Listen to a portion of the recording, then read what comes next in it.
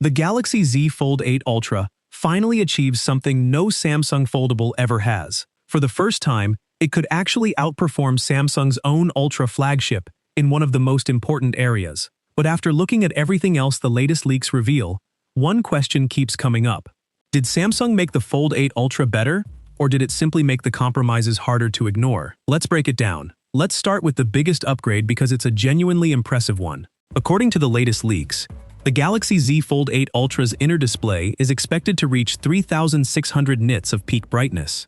That's around 1,000 nits brighter than the previous generation, and enough to make it Samsung's brightest foldable yet. For the first time, Samsung's foldable could even outshine its own Ultra Slab flagship. That's a real improvement, especially if you use your phone outdoors. A brighter display means better visibility in direct sunlight, and it's one of those upgrades you'll actually notice every day. But there's another side to the story. That impressive brightness figure is still measured under peak laboratory conditions, and the Fold 8 Ultra is reportedly sticking with Samsung's older M13 OLED panel instead of moving to a newer generation. So while the numbers look impressive, this appears to be more of an optimization than an entirely new display technology. And Samsung wasn't exactly leading the industry here. Honor's latest foldables are already rumored to push close to 5,000 nits, while Motorola has gone even higher with brightness figures above 6,000 nits. So yes, the Fold 8 Ultra may become Samsung's brightest foldable ever, but it still won't be the brightest foldable you can buy. Unfortunately, that's where the compromises begin. Samsung seems to have focused heavily on improving the display, but several other areas barely moved forward. That's surprising for a phone carrying the Ultra name.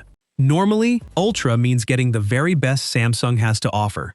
Instead, some of this year's most talked about display technologies are reportedly missing, making the Ultra branding feel less convincing than many expected. The cameras tell a similar story. Leaks suggest Samsung is once again keeping the familiar 3x telephoto camera, a sensor that's been around for several generations. Meanwhile, Samsung's future Galaxy Ultra phones are already expected to move beyond it. A modern 5-dux optical zoom camera would have made the Fold feel much more deserving of its Ultra branding. Instead, the camera hardware sounds more like a minor refresh than a flagship leap. Then there's the price. Memory costs have increased significantly this year, putting pressure on smartphone manufacturers across the industry. According to recent reports, Samsung responded by reducing costs in other areas, including using more affordable camera suppliers and trimming manufacturing expenses wherever possible.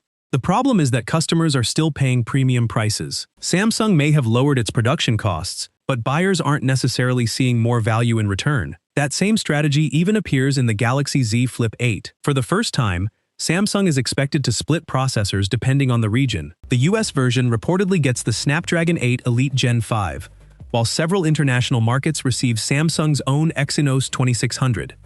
Ironically, many buyers still end up with the Snapdragon chip they were hoping for, but largely because Samsung was trying to balance production costs. It's a positive outcome, just for reasons most people weren't expecting. Now, don't get me wrong, the Galaxy Z Fold 8 Ultra still looks like it'll be one of the best foldable phones of the year. The brighter display is a meaningful upgrade.